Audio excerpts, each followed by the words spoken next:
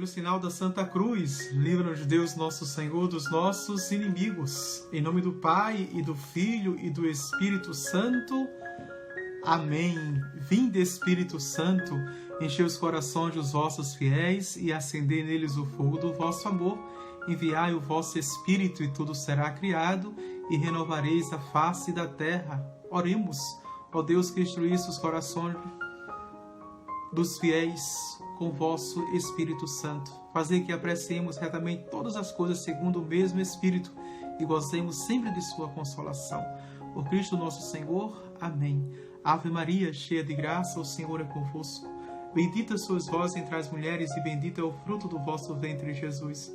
Santa Maria, Mãe de Deus, rogai por nós, pecadores, agora e na hora de nossa morte. Amém. Glória ao Pai, ao Filho e ao Espírito Santo, como era no princípio, agora e sempre. Amém. Santo anjo do Senhor, meu zeloso guardador, se a ti me confiou a piedade divina, sempre me rege, me guarda, me governa, me ilumina. Amém. Queridos irmãos e irmãs, sejam todos bem-vindos mais uma vez e bem-vinda. Não esqueça de já compartilhar na sua página. Não esqueça, Jovanete Assunção, nossa nova amiga aqui. Temos muitos que estão visitando a nossa página, graças a Deus. Sejam bem-vindas e bem-vindos à nossa página. Vá compartilhando, curtindo, comentando, participando dessa aula de Catecismo da Igreja Católica. Se você tem um catecismo, então tome já o seu catecismo. Estamos na página 96 do catecismo, não é? Os números, a partir dos números 325. O parágrafo 5º deste primeiro capítulo do símbolo apostólico, não é? Que tem como tema o céu e a terra. Creio em Deus Pai, Criador do céu e da terra. Já vimos o creio em Deus que é Pai, Deus que é Criador, a teologia da criação. Agora o céu e a terra. Tá bem? Não se esqueça de compartilhar, de convidar os seus amigos, não é? Os seus vizinhos, a sua família, para estar conosco nessa tarde. Apenas 1 hora que nós vamos passar. Pois bem, o símbolo dos apóstolos professa que Deus é o Criador do céu e da terra. Não é? E nós encontramos no Denzing, número 30.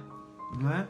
Quem não conhece, vou mexer aqui um pouquinho, não é? É este livro aqui, mas aí eu tenho que botar outro livro aqui na minha estante. Atenção, muita calma nesta hora, não é? Veja, pronto, não é? Tá ótimo. Vamos ver aqui para pegar lá em cima. Isto foi muito pronto. Pegar lá em cima é São Padre Pio. Estão vendo lá em cima São Padre Pio, né? Estamos na novena de São Padre Pio e aqui nós vamos começar hoje o Tríduo de São Padre Pio. Então o Denzing é este livro, ó, que tem todos os papas, todos os concílios, sínodos e conferências. Vamos ver o número 30, não é? O estabelecimento deste grande artigo aqui que a gente diz no símbolo da fé, certo? Número 30. Vamos ver o que diz o estabelecimento desta norma aqui. Vejam. Creio em Deus Pai onipotente, Criador do céu e da terra, e em Jesus Cristo, seu único Filho, nosso Senhor, o qual foi concebido do Espírito Santo, nasceu do seio da Virgem Maria. Não é? É aqui, está no ritual romano, não é? Ordo Romanos 11, que nós professamos, o nosso rito. Na nossa igreja está tudo fundamentado, tudo integrado com o Sagrado Magistério, a Sagrada Tradição, dentro das Sagradas Escrituras. Atenção, não é? Essas três dimensões, ou este tripé, formam para nós Palavra de Deus. O que é Palavra de Deus para o católico? Católico, atenção! Palavra de Deus não está apenas na Bíblia, nas Sagradas Escrituras. Palavra de Deus para nós tem três dimensões ou três pernas, três colunas. Sagrado Magistério, Sagrada Tradição, fundamentado nas Sagradas Escrituras, tá certo? Vamos avante? Então, e o símbolo niceno-constantinopolitano explica do universo visível e invisível. Atenção, vamos ver os dois símbolos, o símbolo dos apóstolos e o segundo símbolo niceno-constantinopolitano, que foram precisos 2 concílios, o de Niceia e o de Constantinopla, para, não é, confirmar, estabelecer esses artigos que vêm. E, paralelamente, vamos ver aqui na literatura do Catecismo da Igreja Católica os 2 símbolos.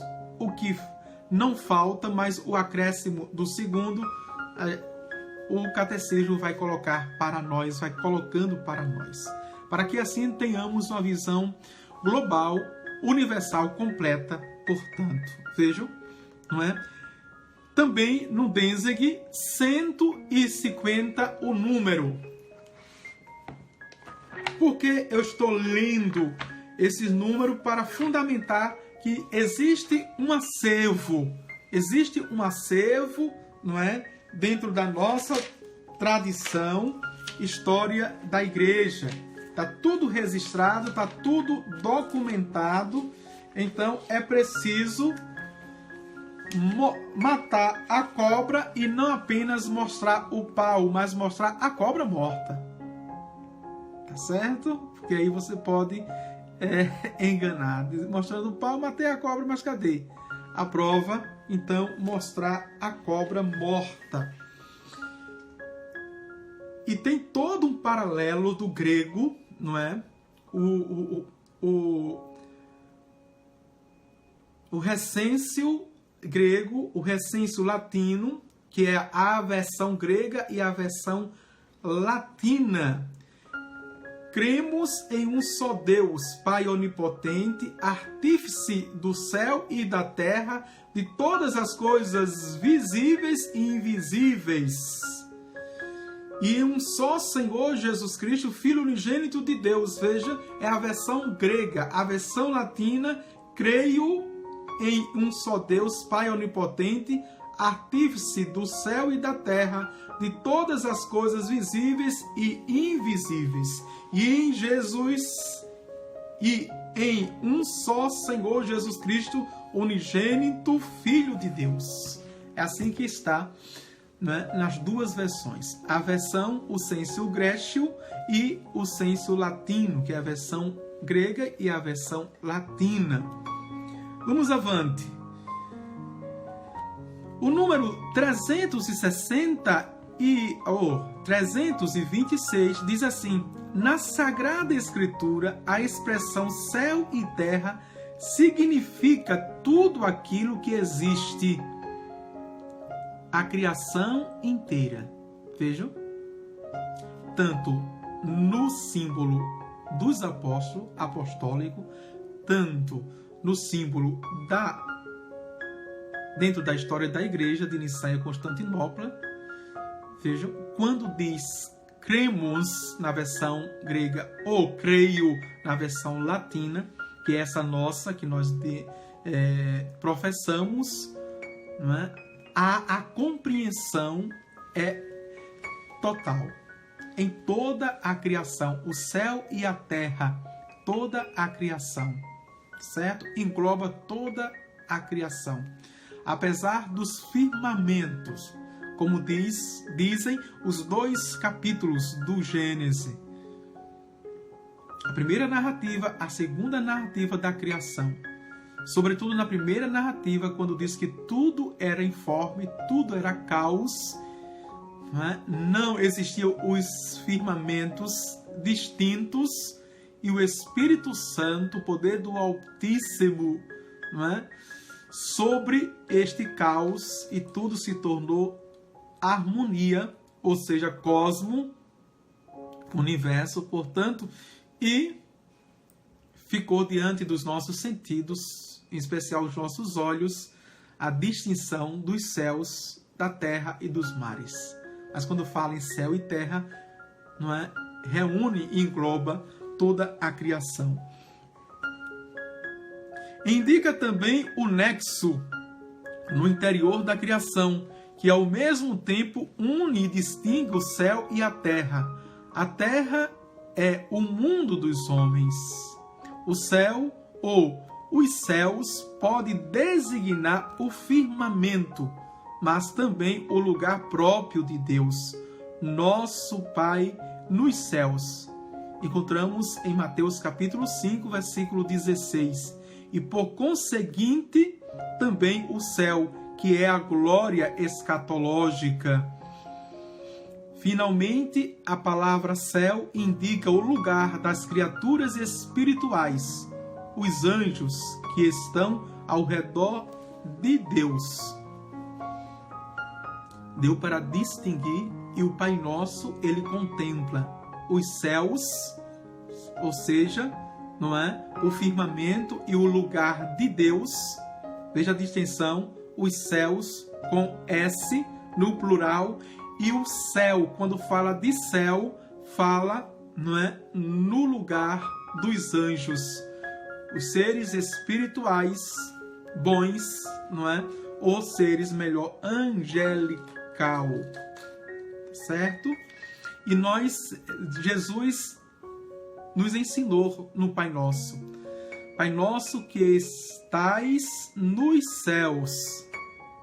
Veja, está falando do firmamento, está falando no lugar de Deus. O trono de Deus, os céus. Santificado seja o vosso nome, venha a nós o vosso reino, seja feita a vossa vontade, assim na terra como no céu. Ou seja, entre nós humanos e entre também os anjos. Você sabia disso? Quando nós rezamos é assim. Esse céu, que é o segundo, termina a primeira parte do Pai Nosso, o céu. Tá bem? Acredito que muita gente não sabia distinguir isso, Veja, está aqui, nitidamente, claramente, no Catecismo da Igreja Católica. Ok? Pode colocar a sua postagem, pode fazer a sua pergunta, também contribuição e colaboração, certo?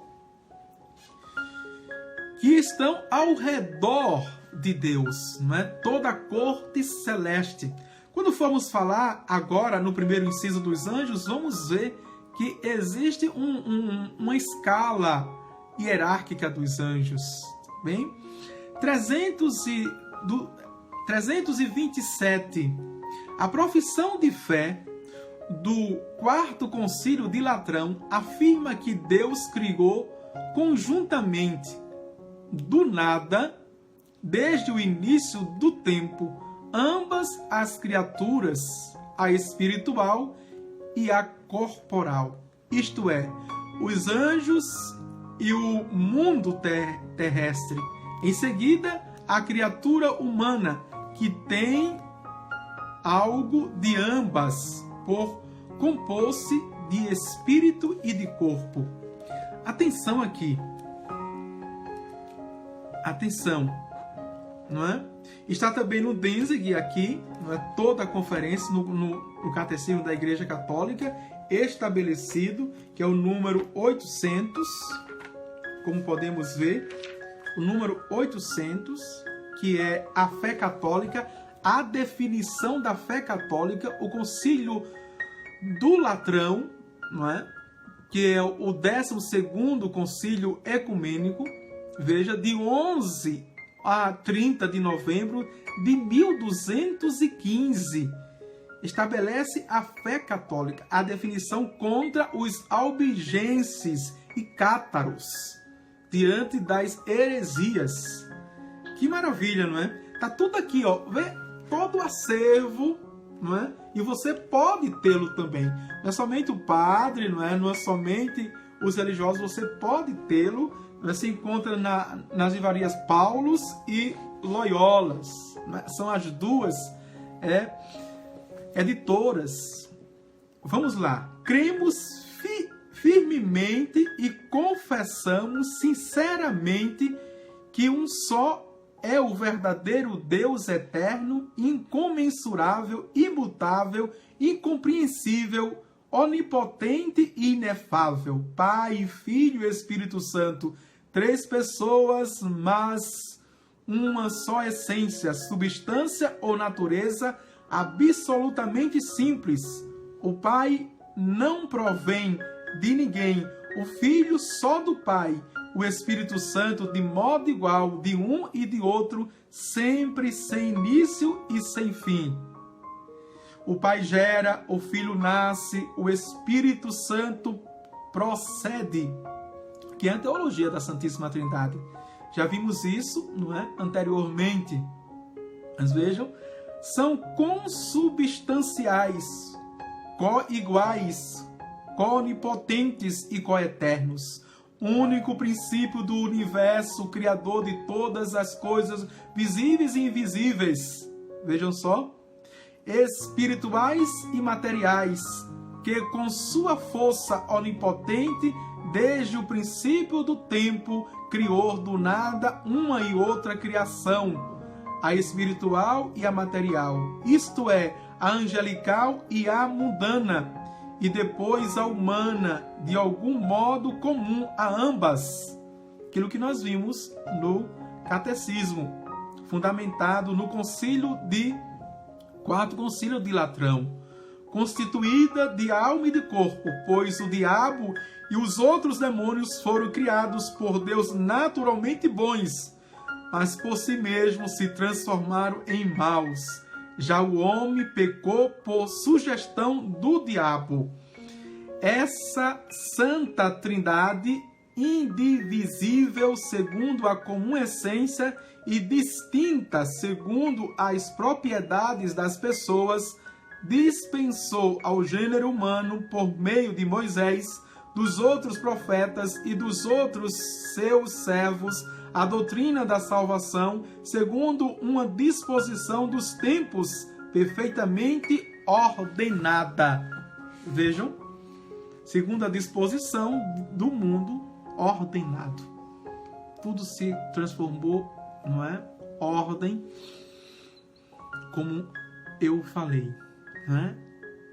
Mas é interessante o que diz, atenção aqui, que simultaneamente foram criados o mundo invisível e o mundo visível, ou seja, o mundano. Mas o humano foi depois. Já vimos, não é? Quando na teologia da criação que coloca o Catecismo da Igreja Católica, vejam, os 3, não é? Há 2 ao mesmo tempo, o mundo angelical, invisível, o mundo material visível, o humano, o mundano, que é o mundo, e o humano, que somos nós, certo? E nós, veja que coisa maravilhosa, não somos pouca coisa. E por isso eu bato. Nós não precisamos de motivação boba e barata.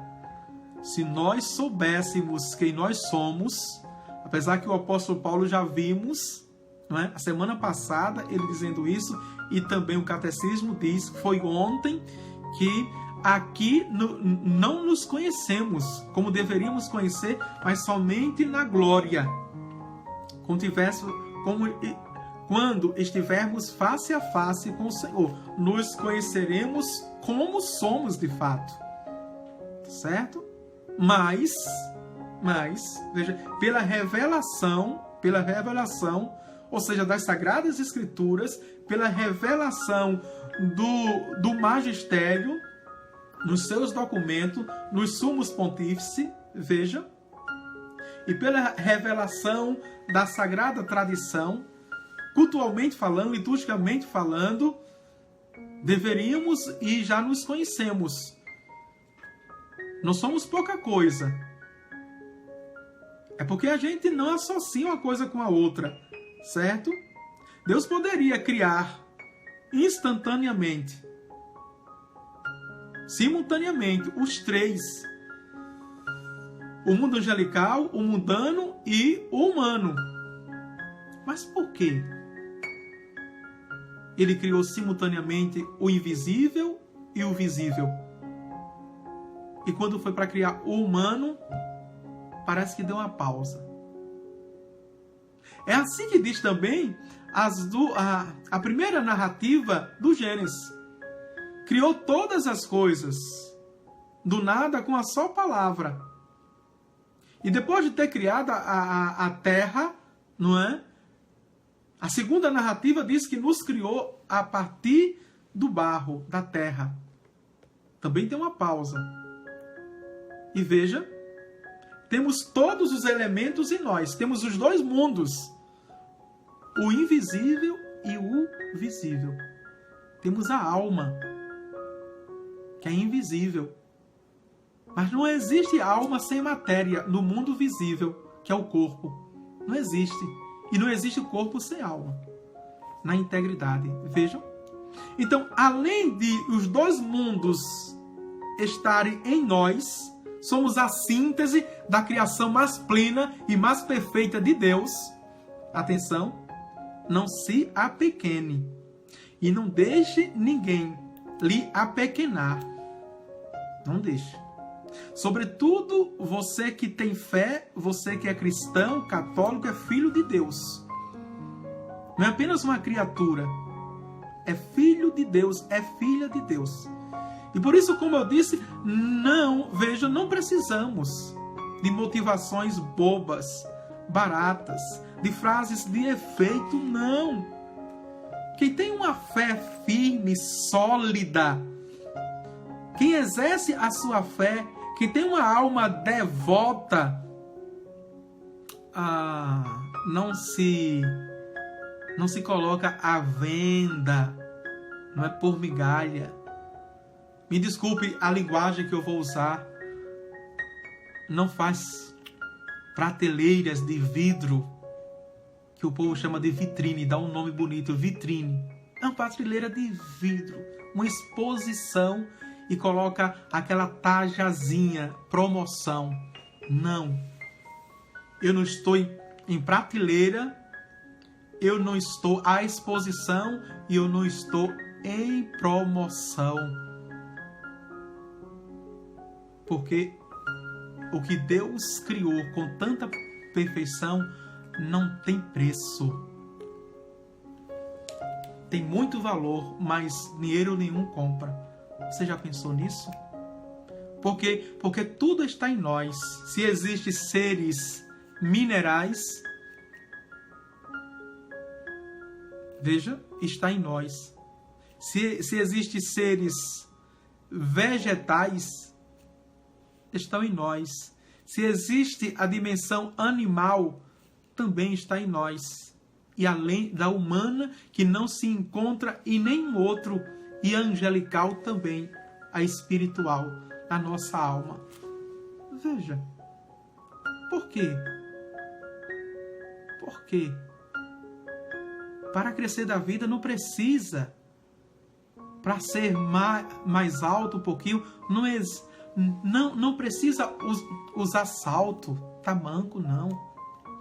Não precisa subir em pódios. Não precisa subir em palcos. Não precisa subir em pedestral. A grandeza está dentro de você. O grande Deus já lhe criou. E por isso que isso não é visível aos olhos. É invisível aos olhos. Tá certo? Vejam. E não tem nenhuma doença. Não tem nenhuma doença que vai tirar esse valor. Não é? Não tem. E eu diria, viu? Não tem nenhum pecado que vai tirar esse valor. Porque Deus lhe amou tanto o mundo, que enviou o seu Filho, unigênito e primogênito, para morrer por você, para morrer por mim. Não foi pela criação, pelos seres angelicais. Já falei isso aqui, viu?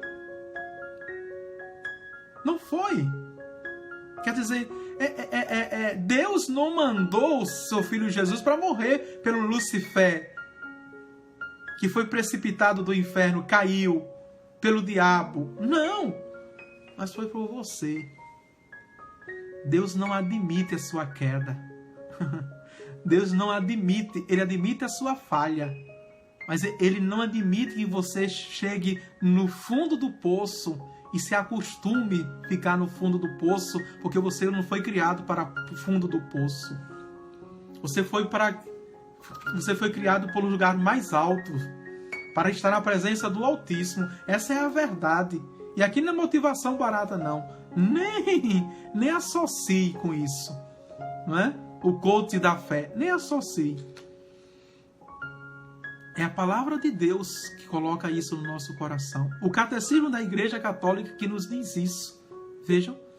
Então eu trago em mim, eu sou a síntese da perfeição da criação de Deus, que eu chamo de Pai. Amém? Veja, Marília Santos, desde ontem que estamos tendo no curso momentos de avivamento da fé. Glória a Deus por ter encontrado o Senhor, Padre. Deus abençoe. Vamos avante, né? Vejam. Então, este número nos coloca nessa dimensão da nossa fé. Vejam que é o fundamento. Agora vamos para o primeiro inciso desse parágrafo 5º, né? Que tem o título com os anjos. Os anjos. Vejam. A existência dos anjos, uma verdade de fé. Diz aqui. Porque nós proclamamos isso. Creio nas coisas invisíveis. E já vimos, enquanto criação, que todos os anjos, todos os seres espirituais foram criados ao mesmo modo, aliás, ao mesmo instante, né, o mundano. A existência dos seres espirituais não corporais, que a Sagrada Escritura chama habitualmente de anjos, é uma verdade de fé. O testemunho da Escritura a respeito é tão claro quanto a unanimidade da tradição. Toda a tradição, ou seja, desde os apóstolos, todos os padres, todos os pontífices, todos os papas, a igreja, isso faz parte do acervo, do berço da fé, o chamado Depositum Fidei, o depósito da fé da nossa Santa Igreja. Agora podemos fazer, e é o Catecismo que faz a pergunta: quem são os anjos? Vem agora um tratado dos anjos, tá certo? E aqui o Antônio Forteia, que é o exorcista número 1 da Espanha, né? Ele escreve um livro chamado, né, Summa Demoníaca, e que vem através de perguntas e respostas, e que vem um capítulo somente sobre os anjos, certo? Mas existem muitos livros falando sobre a angelologia, tá certo? A teologia dos anjos. Muitos existem. Até naquele devocionário de São Miguel Arcanjo, nas primeiras páginas, você pode, não é, encontrar um mini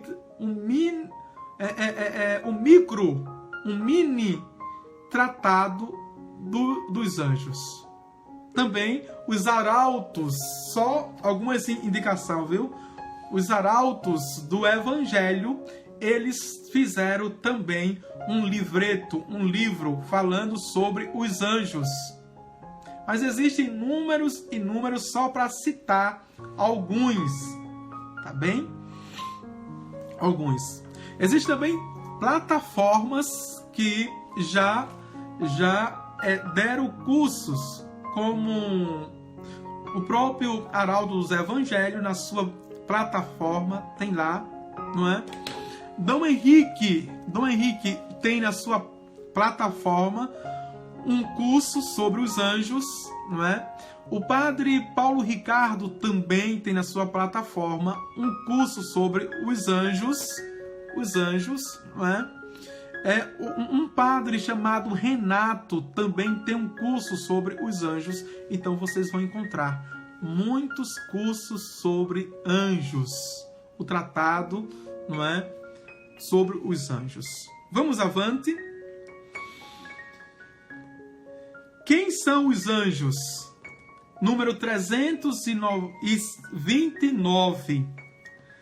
Santo Agostinho diz a respeito deles, atenção: Angelus offici numen est num naturae, queris nomen hurius naturae spiritus est, queris officium angelus est, queris officium angelus est, ex iucode est, spiritus est, ex iucode agite angelus.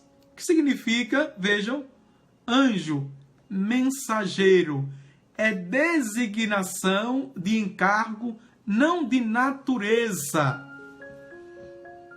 Se perguntares pela designação da natureza, é um espírito. Se perguntarem pelo encargo, é um anjo. É espírito por aquilo que é anjo por aquilo que faz. Santo Agostinho. Por todo o seu ser, os anjos são servidores e mensageiros de Deus, porque contemplam constantemente a face de meu Pai que está nos céus. Disse Jesus, Evangelho de Mateus, capítulo 18, versículo 10. São poderosos executores de sua palavra, obedientes ao som de sua palavra, diz o Salmo 103, versículo 20. Deu para entender a distinção e ao mesmo tempo a explicação que Santo Agostinho dá? Veja, quem são os anjos? Enquanto seres invisíveis, enquanto natureza, enquanto essência, são espíritos finíssimos, inteligentíssimos, não é? E tem o seu grau de inteligência, tem o seu grau de poder também, na escala hierárquica dos 9 coros. Enquanto essência, enquanto natureza, são espíritos finíssimos. Tá certo? Mas enquanto missão, enquanto função, agora sim, vejam, são anjos. O nome anjo designa, não é, a mensagem. Esses seres espirituais só se tornam anjos quando têm uma missão, quando são enviados por Deus. Deu para entender? A palavra anjo quer dizer mensageiro e designa o encargo, ou seja, a missão, a função, né? E pode se personificar em humano, como os arcanjos, por exemplo, o Gabriel, não é? Miguel e o Rafael. Encontramos Rafael em Tobias, não é? O peregrino. Encontramos o arcanjo Gabriel em São Lucas, quando vai visitar Nossa Senhora. encontramos o Miguel no livro de Daniel e também no Apocalipse. Os arcanjos. Vejam, a primeira explicação, quem é o anjo? Ele é um mensageiro. Ele é o mensageiro de Deus. Certo? Vamos avante. 330. Como criaturas puramente espirituais, são dotados de inteligência e de vontade.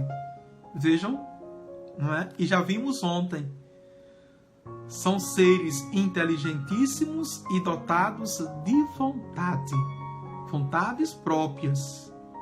Certo? São criaturas pessoais. E aqui é interessante, não é? Que quem diz isso é o Pontífice Pio XII.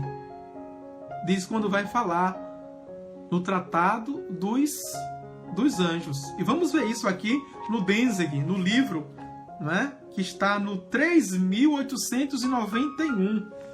Muita calma nesta hora, que é preciso não se apressar, mas estudar direitinho, para não restar dúvida, porque não é muito simples assim esse estudo, tá certo? Vamos ver isto. Olha o que diz aqui.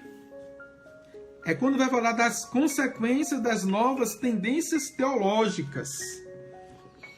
1891 diz assim: alguns também, porém, em discussão se os anjos são criaturas pessoais e se a matéria difere essencialmente do espírito. Outros desvirtuam a verdadeira gratuidade da ordem sobrenatural, sustentando que Deus não pode criar seres inteligentes sem ordená-los e chamá-los à visão beatífica. E não só isso, mas ainda passando por cima das definições do Concílio de Trento. Destrói-se o conceito de pecado original juntamente com o de pecado em geral, enquanto ofensa a Deus, e também o da satisfação que Cristo ofereceu por eles. Nem faltam os que defendem que a doutrina da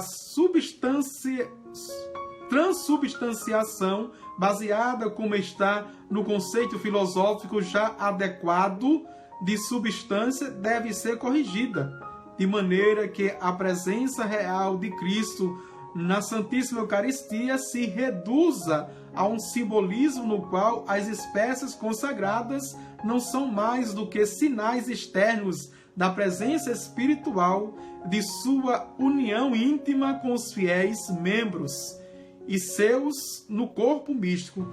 Vejam, foram as novas, não é? Os abusos, vejam, das fontes de revelação e das teologias modernas, né, que queriam passar por cima de toda a tradição. E o concílio reafirmou, a igreja reafirmou nos seus documentos que não. A igreja crê firmemente no tudo aquilo que estabeleceu, não é? E que nenhum concílio desdiz o que o outro, ou seja, desfaz o que o outro fez, mas dá continuidade no tempo e na história. Excelente, não é? Vamos avante. Então, podemos encontrar, e diz mais, não é? Seres são criaturas pessoais e imortais, superam em perfeição todas as criaturas visíveis.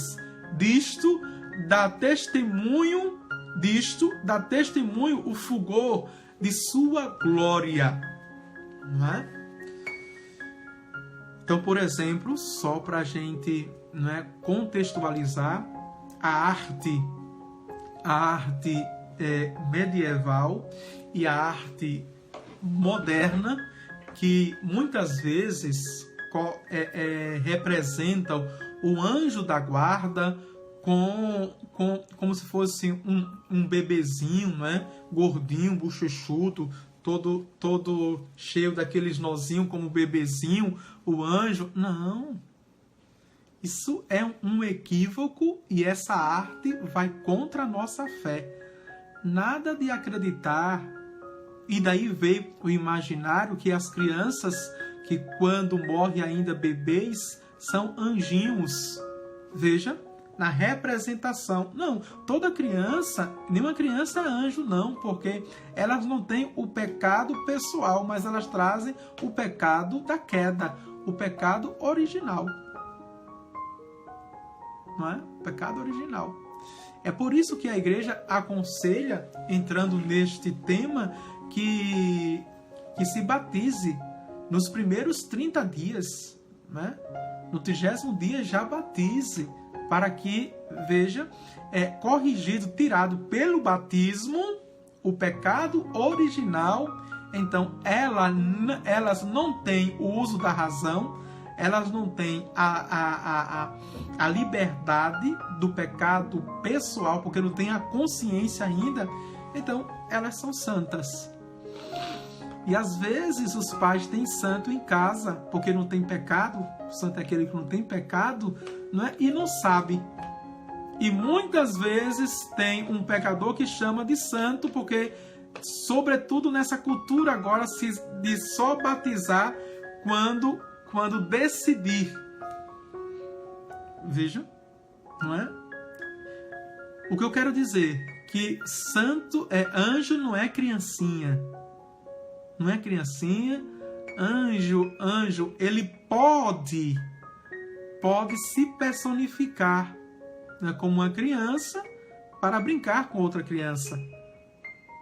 Quando o anjo, veja, o espírito é designado para aquela criança e depois do batismo.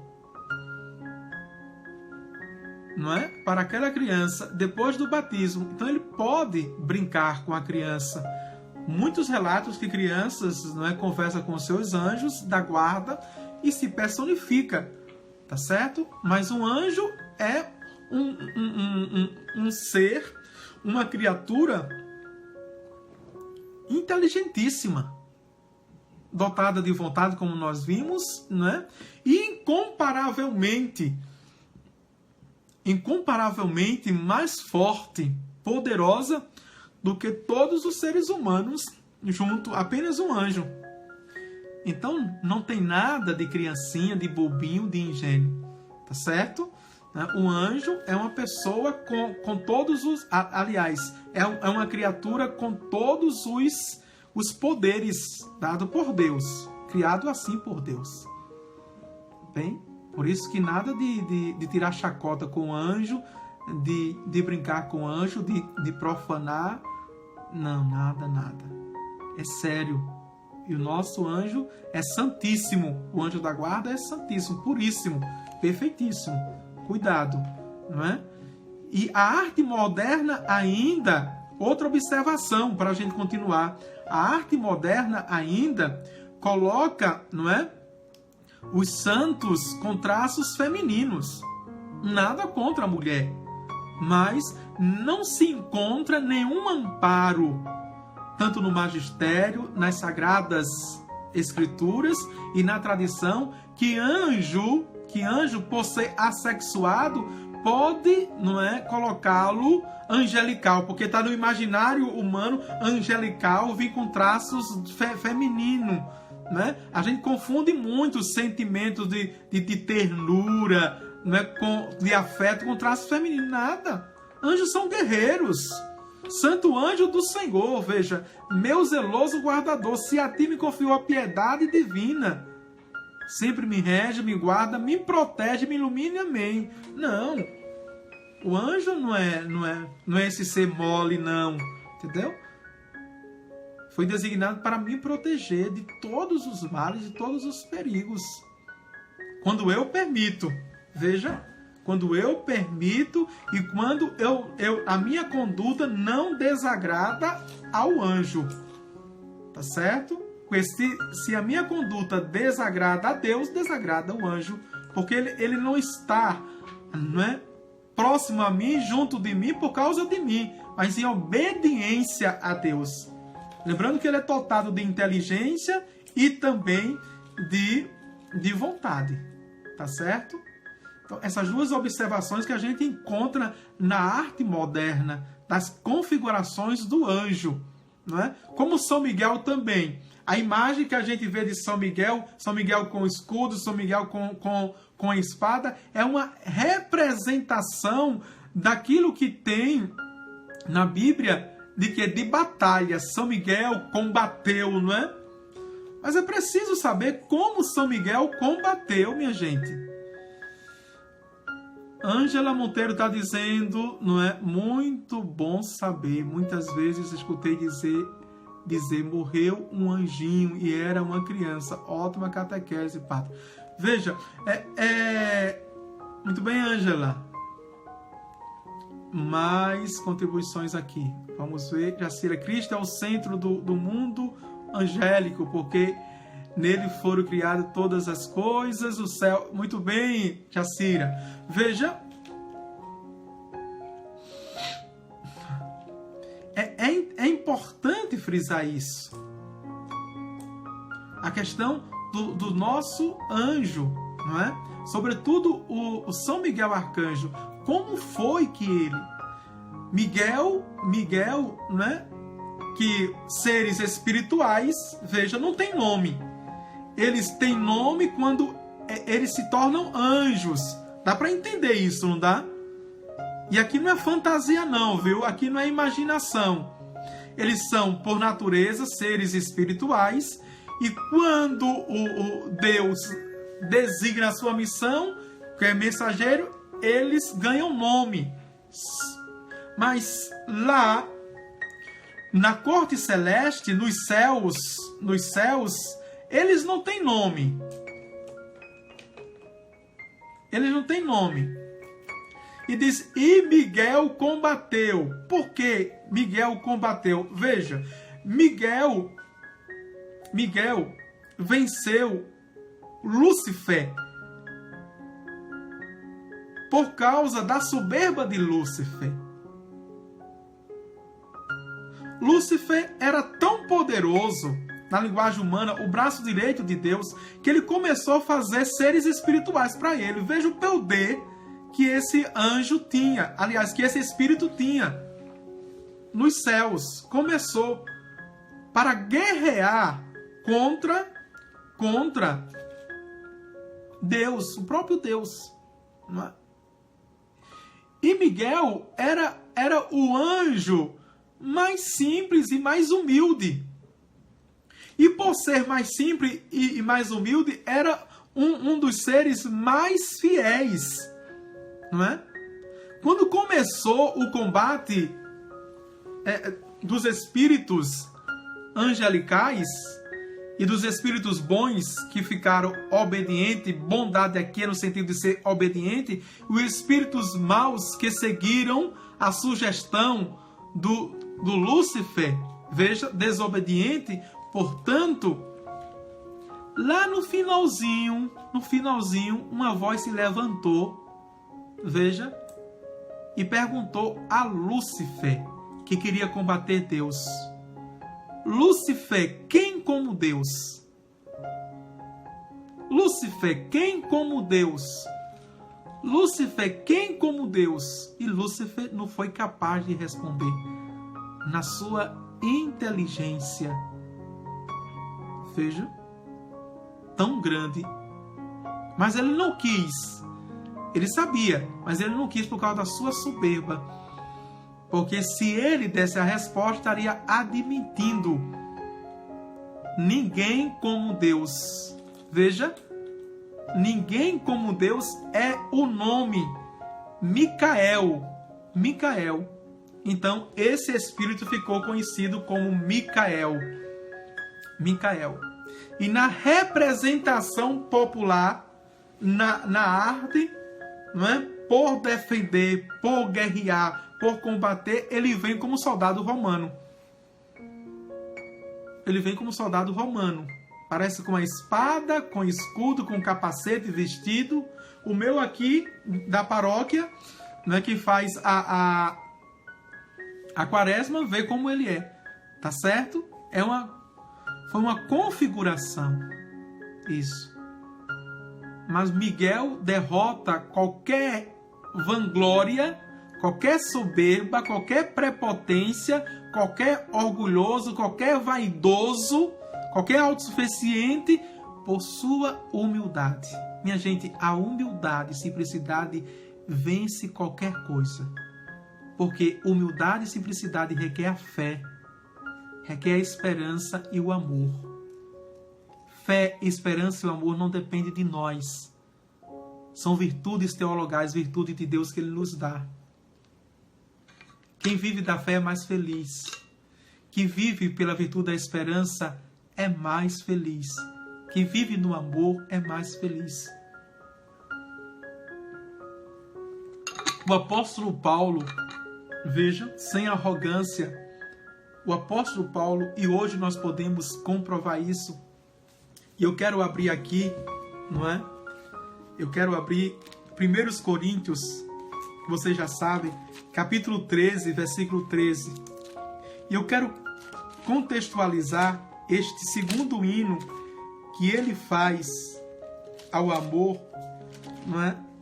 Que às vezes nos passa despercebido o que Paulo diz, e que é tremendo, e que ele desbanca o ato heróico que o mundo privilegia, ou privilegia. Veja, esses heróis todinho, que milhares e milhares de pessoas seguem, aplaudem, Paulo desbanca tudo isso. Porque tudo isso é pura soberba, pura vaidade. Veja o que Paulo diz: se eu falasse as línguas dos homens e dos anjos, ou seja, se eu falasse todos os idiomas, se eu fosse um poliglota, se eu falasse a língua dos anjos, ou seja, a glosolalia, a chamada línguas estranhas, mas não tivesse amor, eu seria como um bronze que soa ou um símbolo que retine. Somente isso. Somente. Veja.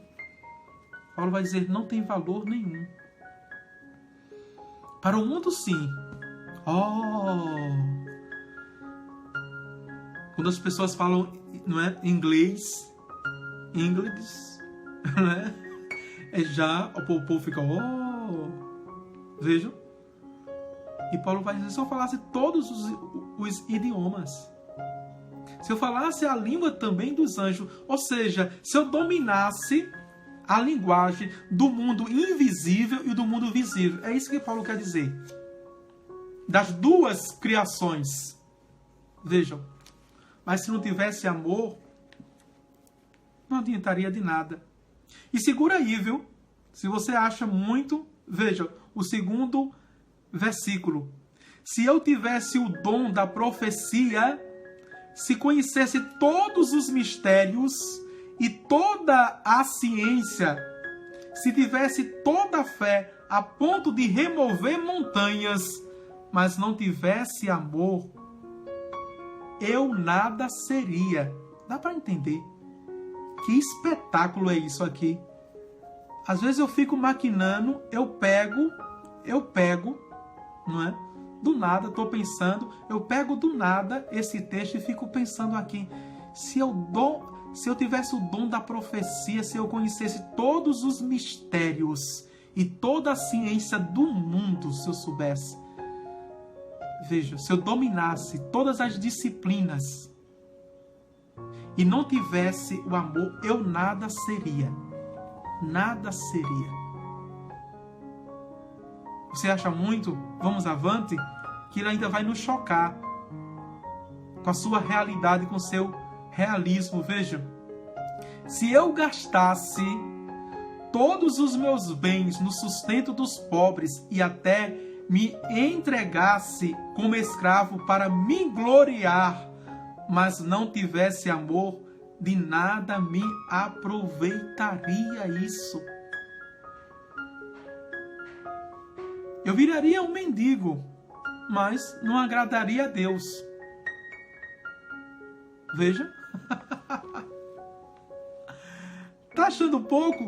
Veja o 4º versículo, que ele vai dizer, né? O que é o amor? É uma coisa tão simples e humilde, o amor, que nós desprezamos. Porque nós gostamos do fantástico, do espetacular. Gostamos de coisas extraordinárias. Coisas prodigiosas, né? De chamar a atenção mesmo. Por isso que no final do ano, né? Me permita, viu? Uma digressão e, ao mesmo tempo, uma comparação muito medíocre.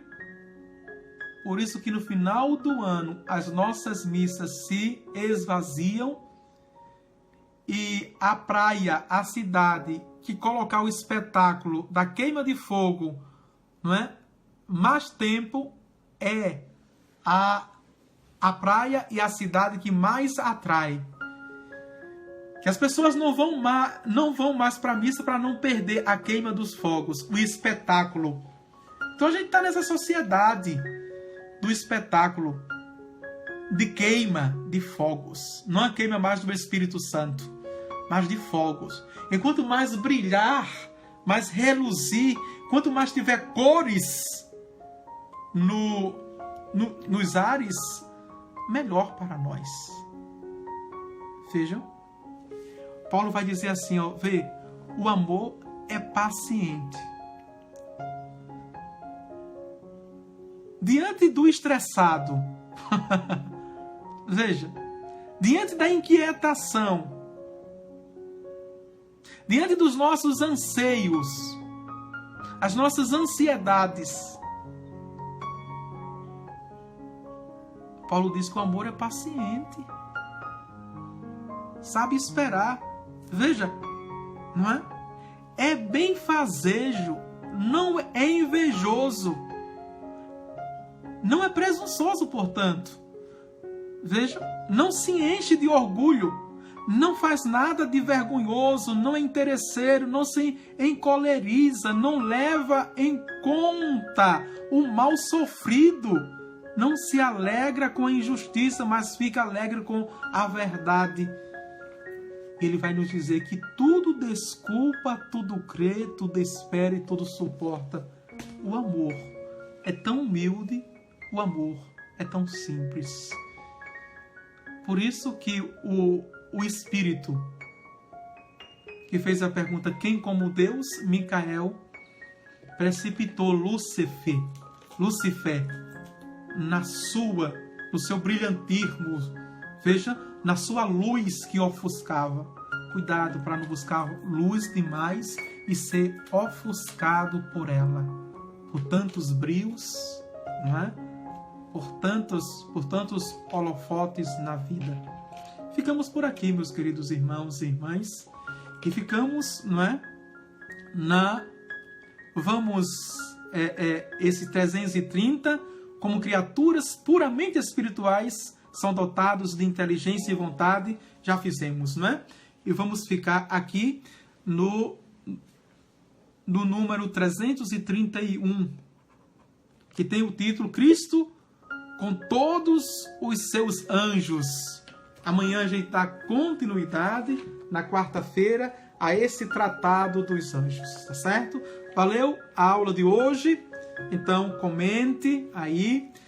Esse exame de consciência de São Paulo acaba com a gente. Melissa Bonafé, é isso, é verdade, é verdade. Eu também, Melissa, eu sempre achei isso, viu? E eu estou voltando sempre a ele, são orvalhos de realismo, não é? E doses cotidianas de humildade e de simplicidade diante das nossas soberbas e das nossas vaidades.